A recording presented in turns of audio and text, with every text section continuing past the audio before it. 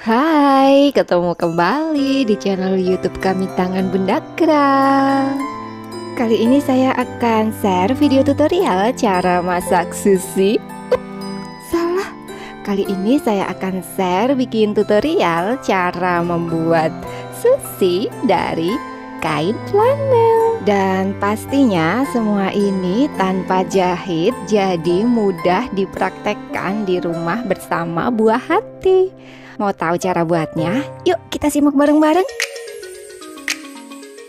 Dan seperti biasa, sebelum menyimak video tutorialnya, jangan lupa tekan tombol subscribe. Dan jangan lupa ya, tekan juga tombol loncengnya. Terima kasih.